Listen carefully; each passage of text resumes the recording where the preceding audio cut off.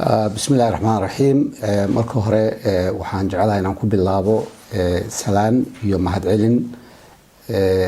warbaahinta Soomaaliyeed ee maanta noo soo sharaftay muxuu ahaa jeclaatay inaan dhageystaan baahiyana muxuu ahaa war-saxaafadeedkan marka hore waxaan jecelahay inaan idinka iyo dhammaan inta idin dhageysato meel kasta ee dunida ka joogaan ummadda Soomaaliyeed inaan salaamo salaanta kadib waxaan jecelahay ujeedada muxuu ahaa war-saxaafadeedkan inaan idin qeexo wuxuu salka ku hayaa arinta shahaado bixinta ardayda Soomaaliyeed meel kasta ay joogaan ee ka qalin jabiya dugsiga sare shahaadada qaadanayaan oo maalmahan bixisad weyn ku hayay warbaahinta Soomaaliyeed arintaas waxaan rabaa marka hore inaan qeexo in aysan salka ku haynin dastuurka marka dadku fasirayeen waxay ku fasirayeen dastuurka ogol iyo dastuurka kan arintan arin dastuurka lagu fasiro ma aha waan idin sheegi doonaa sababta arintan arin heshiisiyo iyo waxa salka ku hayo ma aha arintan waxa ay tahay waxa weeye arin salka ku hayso arday imtixaan galay ee muujiyay aqoontiisa shahaadada uu qaadanayo in arday aan muujin balse laga yaabo inuu ka aqoon yar yahay iyo midaan ka aqoon yareenba in ay wada qaataan shahaado isku mid ah arintu salka ku hayso arintaas dadaale mataqaanaa dastuurku wuxuu ogol yahay in ardayda Soomaaliyeed waxbarasho helaan waxaas waa marin habaabin dastuurku waa leeyahay laakiin wax ka khuseeyo mowduucaas sida ay dastuurku u fasirayaan ma aha arintan waa arin basiida oo sahlan waxa weeye ardaygu imtixaan ha galo shahaado u qalmo wixii uu shaqaystayna hala siiyo qofkii aan imtixaankaas gelin na waa inuusan ayadoo aan la dhahaynin waa fiican yahay waa xun yahay waa inuusan shahaado helin waa arin aad saas basiid u ah ma jiro dastuur dhahayo ardayga Soomaaliyeed hala kala fadli yeelo midna imtixaan hala geliyo shahaado hala siiyo midna yuusan imtixaan gelin hala siiyo shahaado dastuur dhahayo Soomaaliya kuma yaal sharci Soomaaliyeed oo arinta fasaxayna kuma yaal aqliga wanaagsan meel ay kaga taalo arday imtixaan galay iyo midaan imtixaan gelin isku shahaadaha qaataan meel aqliga wanaagsan xitaa uu ka tilmaamayo ma jirto marka waxa la isku qaldaay marka waxa weeye dastuurka yiri iyo heshiisiyaha jira iyo wax noocaas waa arintu saasay u sahlan tahay arintu saasay fasiraadeedu runta dhabta oo gundhiga u ah waa taas waxaan la leeyahay waxa la faragelinayaa waxbarashada maamul goboleedyada waxa la faragelinayaa muxuu ahaa madax banaanida muxuu ahaa iyo inay hawsha waxbarashada qabsadaan dadka waxa soo dhan waa mar habaabin مثال هدي هدا aan soo qaadano maamul goboleedkan muxuu ahaa arintiisu hadda taagan tahay waxbarashadooda farageliye ma jirto xataa imtixaanka laftirkiisa wax farageliye ma jiro way madax banaan yihiin waxbarashadooda muxuu ahaa wadaan tabartooda meeshay geysaba iyo dadkooda siday wax u baraanba imtixaankay qaadaan laakiin waxa meeshu sartu ka qorinto waxa weeye imtixaankan qaadaya ilmahayga waxaan rabaan siinaya cidna igama warqabayso xataa ilmuhu waxay yihiin ma ogaanaysaan shahaada bixinaysaan laakiin waxaas waxa weeye waa sid bursi ee aan marnaba la qaadan karin su'aashu marka waxa weeye maxaa loo qaaday laayahay arintan waxay u baahan tahay fasiraad yar inay fahmaan ummadda Soomaaliyeed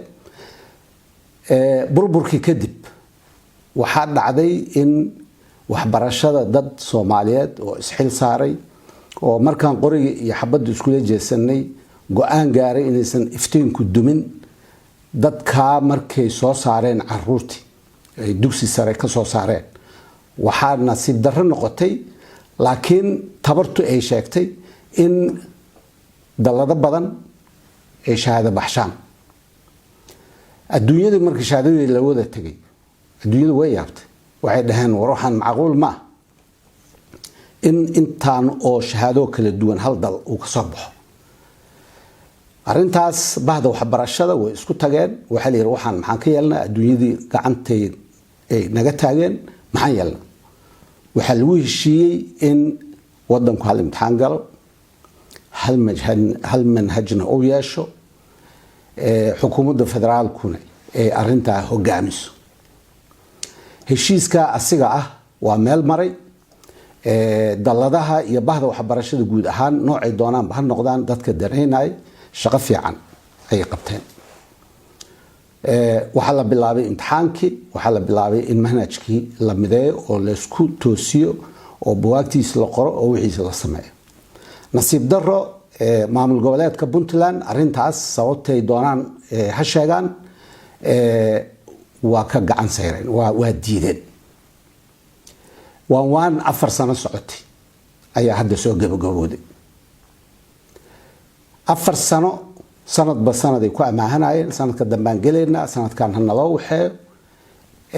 hadda waxay soo gaartay heer haddii shahaado la siiyo arday ama Puntland ka yimaado meesha doona ka yimaado arday aan shaqaysanin haddii shahaado la siiyo shahaadada Soomaaliyeed ee adduunyada hortiisa ka qiimo beelayso iyo jaamacadaha dalka intaba ma aha kaliya adduunyada jaamacadaha dalka amar cadan siinay in jaamacadii qaadata arday aan shahaadada dugsiga sare imtixaankeeda fariisan in jaamacadaas aqoonsi aysan ka helaynin wasaaradda waxbarashada inta maxaa looga goleeyay waxa looga goleeyay in shahaadadu qiimo yeelato in waxbarashadu adkaato muxuu ahaa adduunyadana aan la tartano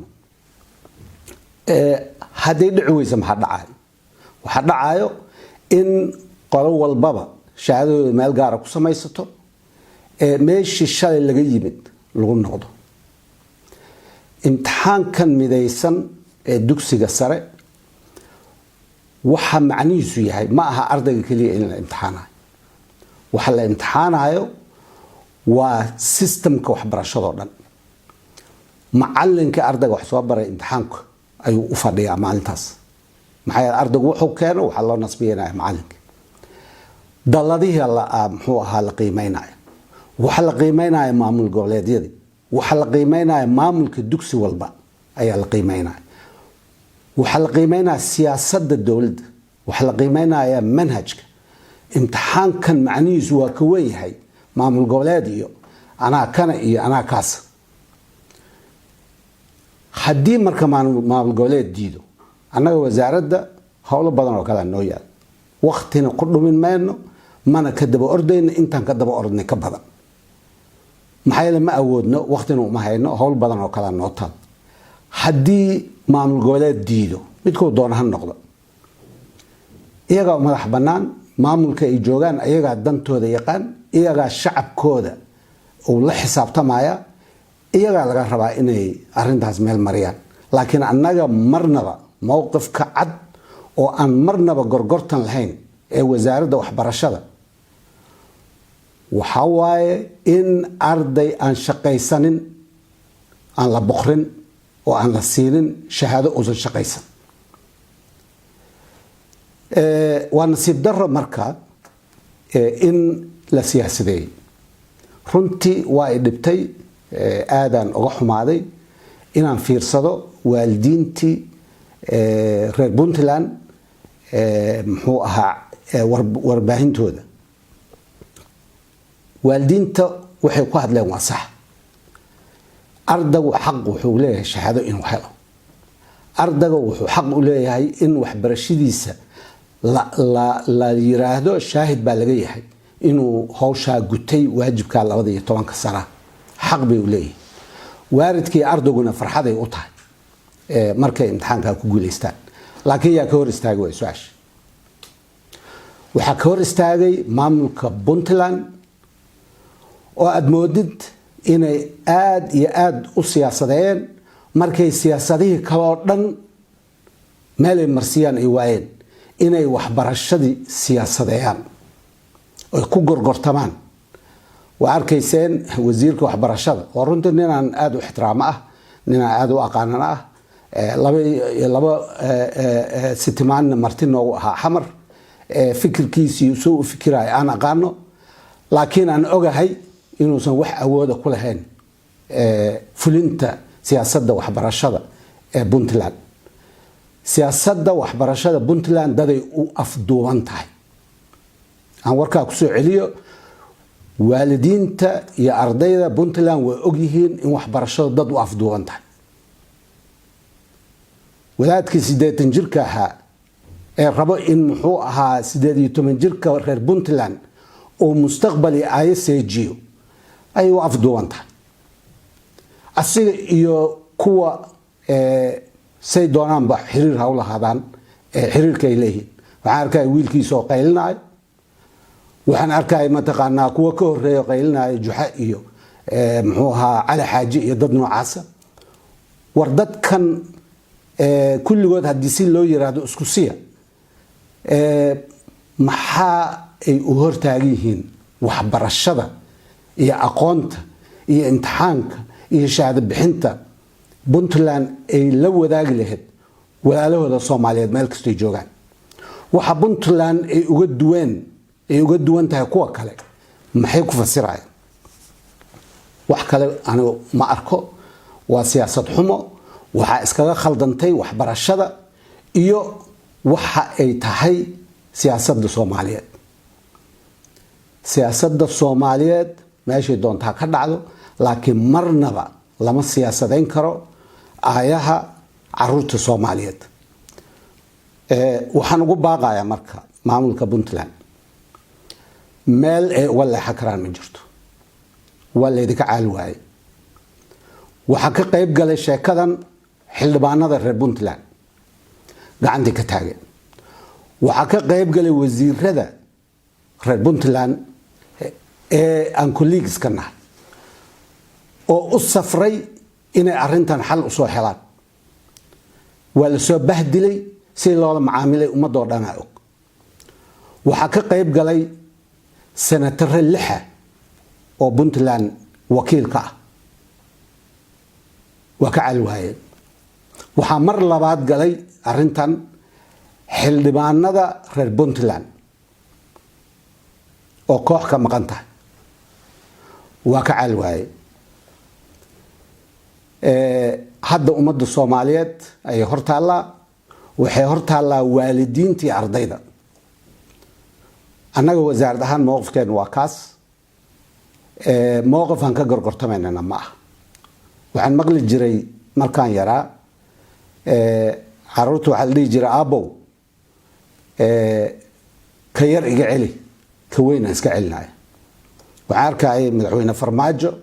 iyadoo afka la galay oo la cambaareynayo oo leeyahay asiga ka mas'uul ah kaasa madaxweyne Farmaajo mas'uuliyadiisu intaas waa ka weyn tahay wasaaradda waxbarashada cidna wax uma dictate garayso siyaasadeeda meel ayaan marsiinayna mana ka qaadanayno mana uga aabayeelayno dad raba inay ku ugaarsadaan tacliinta ummadda Soomaaliyeed khaasatan ta Puntland reer Puntland waalidiin badan ay la soo xiriirtay iskuulo badan ay la soo xiriiray degmooyin ay la soo xiriiray oo kulligood ka cabanayo afduubka lagu haayo hawshooda oo ay rabaan inay walaalahooda Soomaaliyeed meel kasta joogan wax la qaybsadaan qaarkood intooda badan waxay ugu yiraahdeen noo imow imtixaanka qaad qaarkood waxay yiraahdeen noo astee maamul gurcan oo mushkilada luqunta noogu jiro meel noo astee aan caruurteena keesano oo imtixaanka looga qaado codsigaas wasaaraddu waa ka baaran degaysa waa wadnaa wixii ilaahay ka dhigay noqonaysa waalidiintii ardayda waxaan rabaa inaan si cad ugu sheego mowqifka wasaaraddu inuu saas yahay in hawsha ay la taalo maamulka reer Puntland waxaan idinkula talinayaa inaad maamulkaas aad ula xisaabtantaan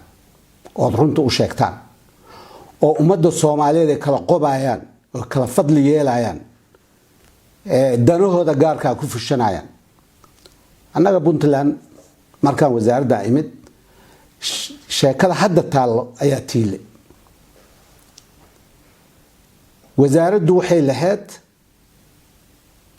imtixaanadan shaqaysan shahaadadiisa ma helaysan Puntland waxay lahaayeen war imtixaankii waaba dhacay sanadka dambe aan galnay sanadkan muxuu ahaa ardayda noo siiyo shahaado wasaaraduna markaa waxay ku jawaabaysay sanadkii horeba saasaa la helay gartaas anoo cusub markaan qaaday waxaan u ridiyay dhinaca Puntland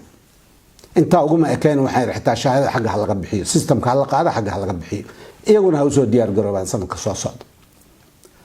soo socdo sanadkii hore ahayd meeshay martay waad arkayseen haddii marka reer Puntland aysan sheegaynin sababta ay waxaan u rabaan oo ay ka daba meereysanaan dastuurka iyo hiblowga iyo kan iyo waxaan khuseyninba arrintan muxuu ahaa annaga wax badan kama qaban karno kaliya waa inaan difaacnaa ummadda Soomaaliyeed oo kale inaysan shahaadadu ka halaabin oo shahaadadu aysan ka muxuu ahaa qiimo dhicin inta kaliya samayn karnaa biyo daate dabadooda la qabtaa inta kale aan badbaadinayna haddii se ay diyaar u soo noqoto Puntland in ay bahda Soomaaliyeed ee waxbarashada ka soo qayb galaan gacno furan ku soo dhaweyneynaa haddii ay aaminsan yihiin inay wax fiican hayaan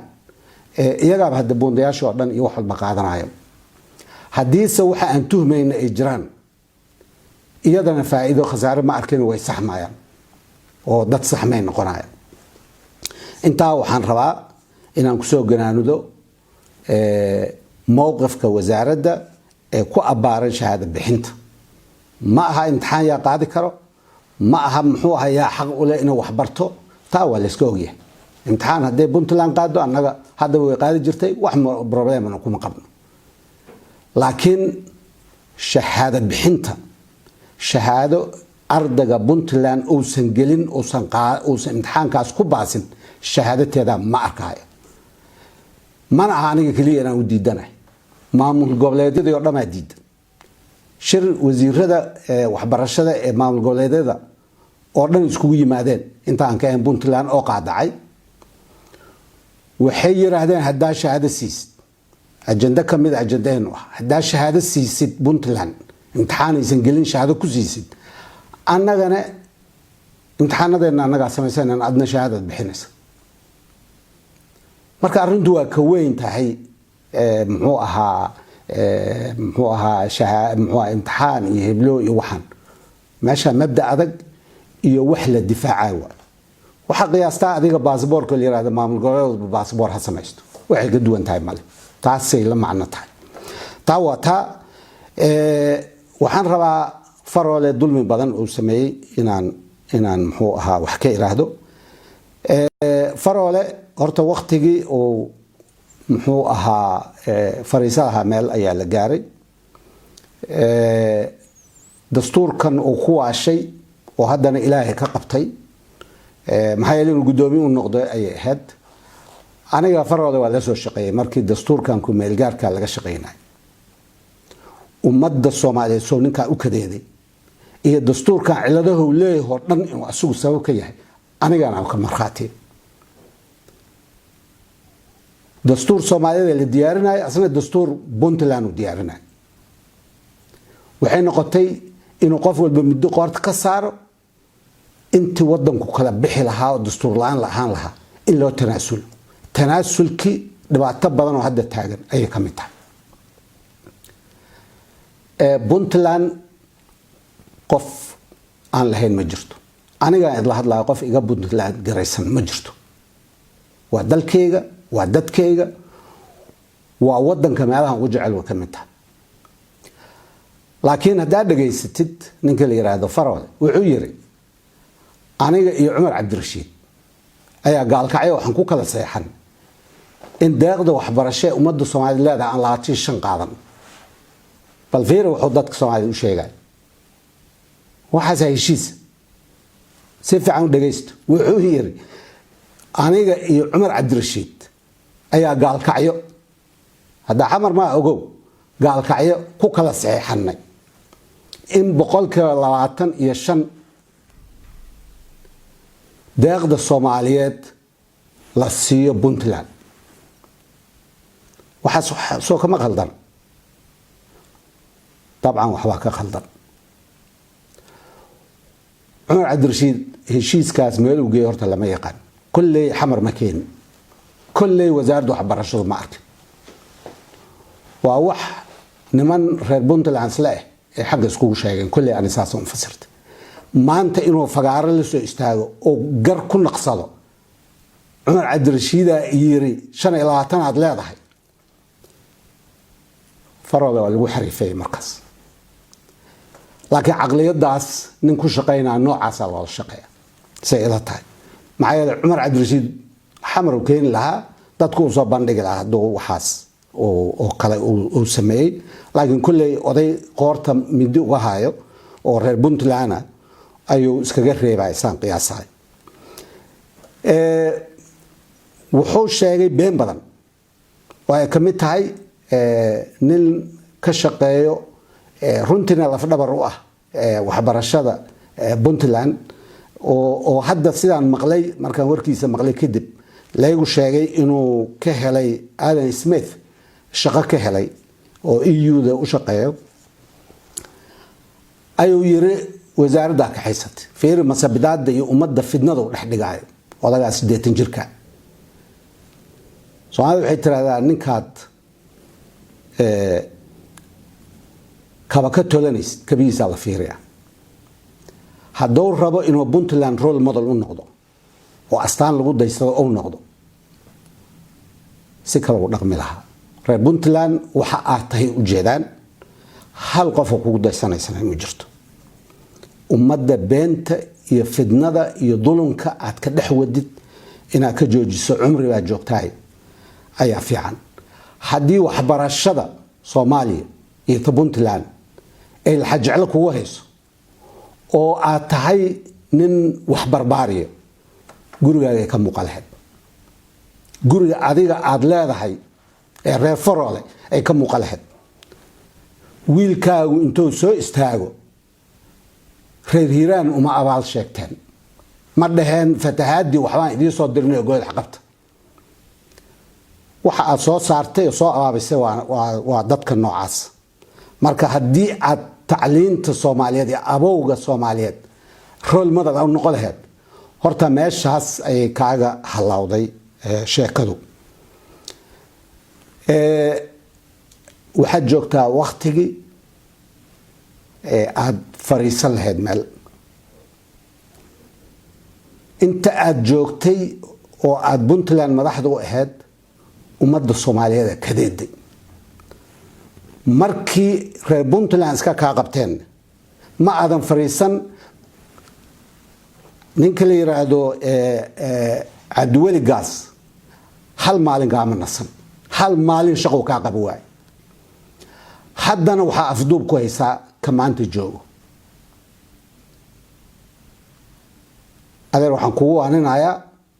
ummadda Soomaaliyeed iyo Puntland ha ka nastaan waqti cumri bilisaada joogtaa meel fariiso ummadda ka fariiso intaas Faroole ayaan ugu nastaxin lahaa mar hadda inta iraado waxaan jecelahay ummadda Soomaaliyeed meel kasta joogo in ra'yigooda ay ku biiriyaan kaalmeeyaan ardada iyo waalidiinta Soomaaliyeed ee reer Puntland in xukuumadda Puntland ilaahay garowsiyo waxa dawga ah imtixaankana ay ogolaadaan in la galo. waa mahadsantihiin.